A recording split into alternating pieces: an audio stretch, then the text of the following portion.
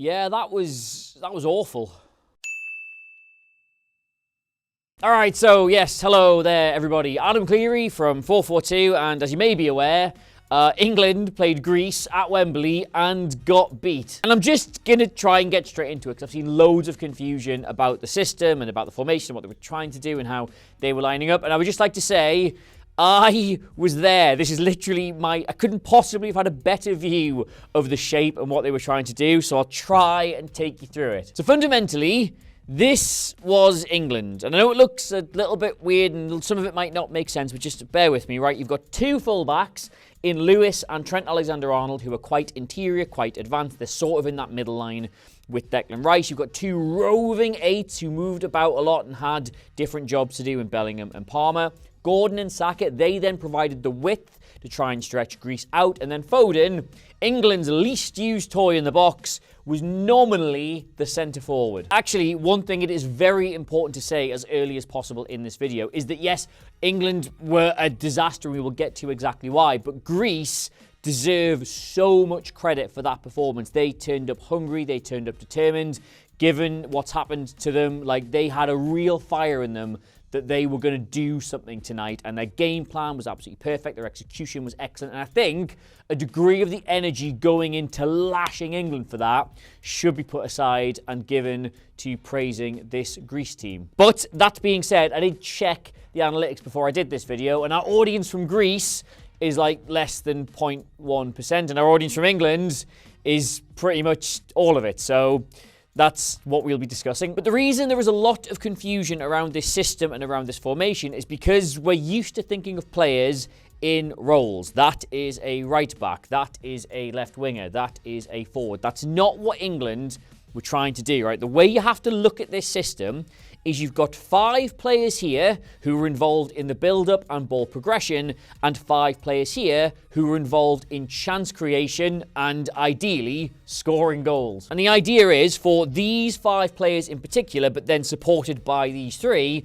that from this starting shape, you interchange, you rotate, you move, you create space, you fill space, you have a flexibility to your system that means that this starting shape is very rarely whatever actually happens. And thus, this whole controversy about not having a proper centre forward isn't really an issue, because this kind of football comes very much from the school of thought of positions are for nerds. You don't need a centre forward because everyone's the centre forward. Like, these are England's average positions across that 90 minutes. And you can see that sort of 5 and 5 structure quite neatly sort of organised. Like, here's the 5 with the progression, here's the 5 with the interchange. But even within this simple graph, you can see the vision starting to form, because that is Trent Alexander-Arnold getting his average contribution further forward than that of Cole Palmer, because that is what the interchanges and the rotations are supposed to do. Cole Palmer is a great attacking player who drops deep to great effect,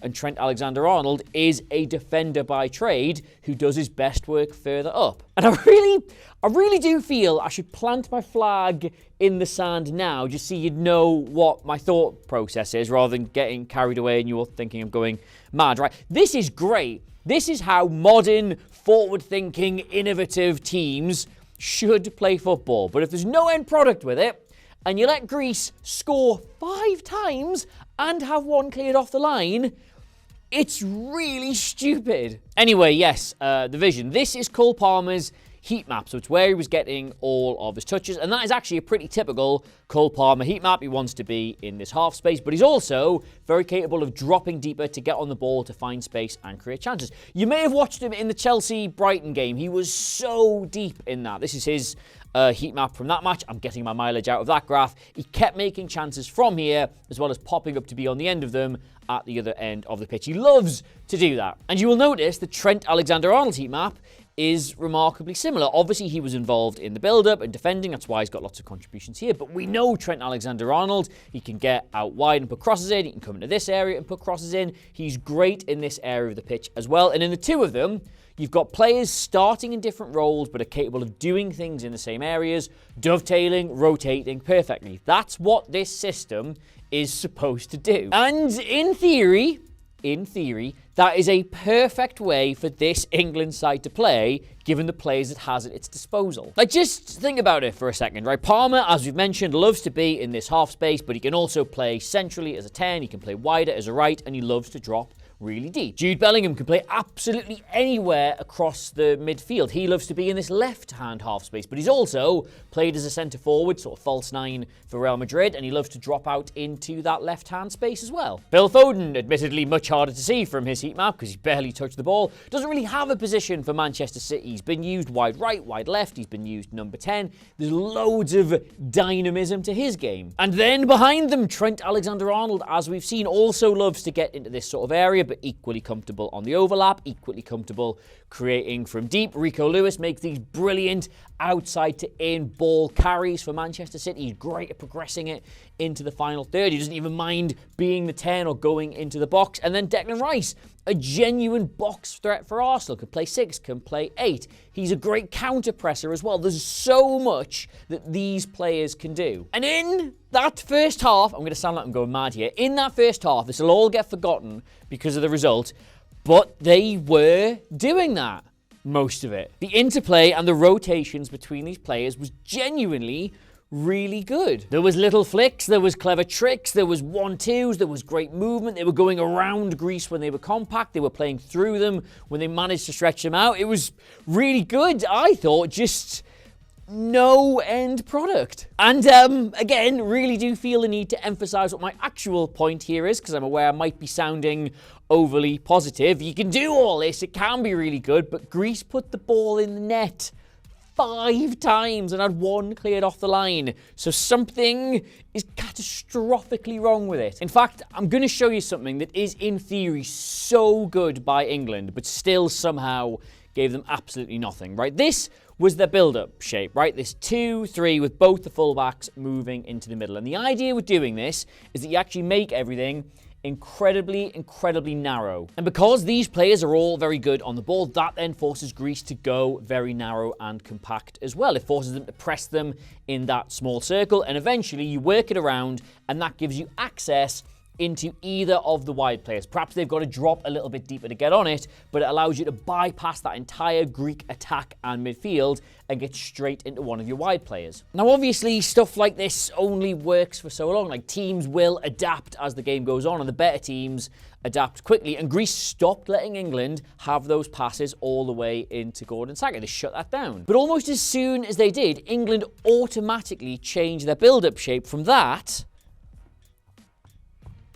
to this. Both Lewis and Alexander-Arnold started hugging the touchline, which created extra space in the middle, and Cole Palmer dropped all the way alongside Declan Rice to give them 2 in this area. Then Foden and Bellingham just basically went to a 2 up here. One of them could drop a little bit shorter, one of them could go in behind, and England moved to this sort of 2-4-4 shape. And all of a sudden, Greece, who had committed 5 players to this very narrow press, but was still trying to man-mark the 2 wide players, found themselves outnumbered, completely overstretched, and when they did jump to accommodate, 2v2 in the worst possible area. Like, that's really good on-pitch tactical adjustment. But again, with absolutely no end product. Yes, King, give us nothing. Like, even England's press in that first half I thought was really good. They looked so much more full of energy and so much more aggression. Like, they turned that ball over in the first half.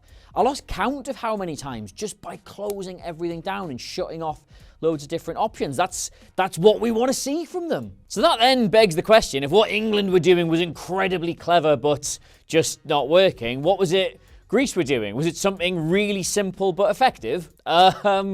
Yes. Like, take a look at the situation here. Like, England's nominated 5 attackers are here, but because Greece are proving difficult to break down, here is the fullbacks, and here is the sitting midfielder. It doesn't take a genius to work out that if you don't play through this, and the turnover, wherever it comes, falls kindly for Greece, they are going to break up the other end of the pitch incredibly easily. Like, this is 3 minutes into the game. England have just lost the ball, not from a set piece, which would overcommit like the defenders. This is from open play, and that is Levi Colwill. And, you know, since you can count, you've probably noticed that is every single England outfield player, bar one, in this shot. John Stones is like 5 yards over here somewhere, one-on-one with one of the Greek attackers, and one pass later, they find themselves in this 2-on-2 breakaway. Like, even the one Colwill clears off the line. Like, yes, that only comes about because Jordan Pickford has all the object permanence of a small dog. Like, if he can't see any Greek players, that must mean there aren't any Greek players. They don't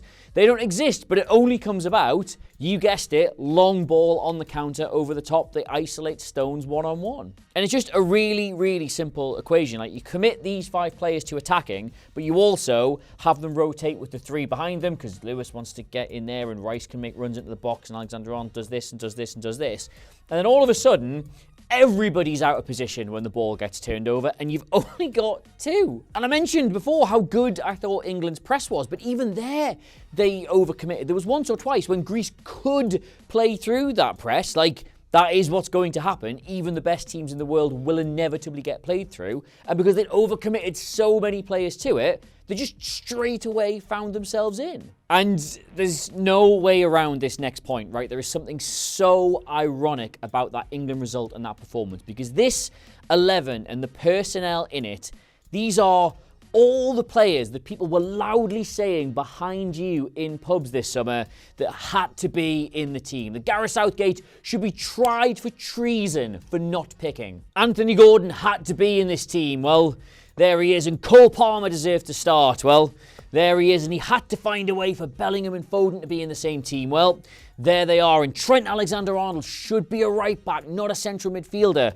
Well, there he is. And I'm not even going to get into all the times you heard stuff like negative tactics, too defensive, afraid to have a go, because this could not be less afraid to have a go if it tried. You got 5 of the best, most creative attacking players this country has ever produced, backed up by 2 fullbacks who are not fullbacks and a 6 who is a box-driving 8. And honestly, right, I'm going to get pelters for this, but I really admire him for playing this way. Like, it was a disaster, like, unreservedly, and he made it look like he hasn't got a clue what he's doing. And so many people's minds will be made up that he's too clever for this, or he hasn't got the right experience, or he's just an idiot, right? That I now don't think you could probably give him the England job.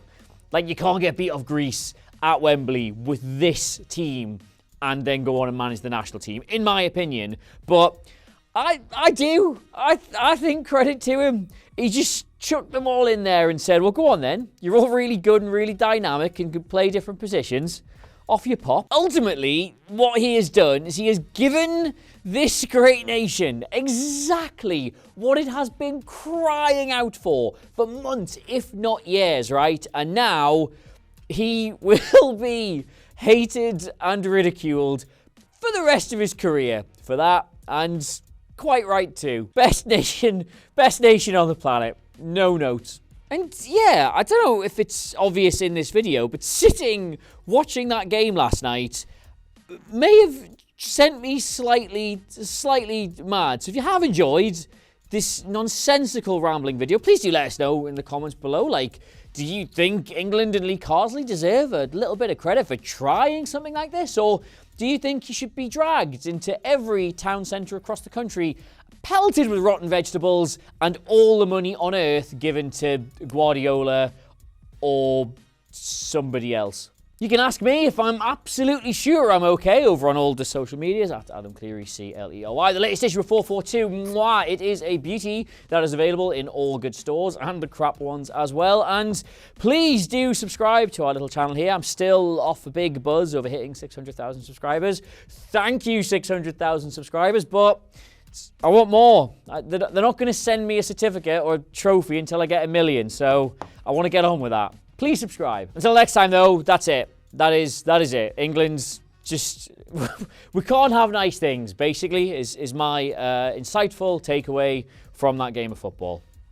Goodbye.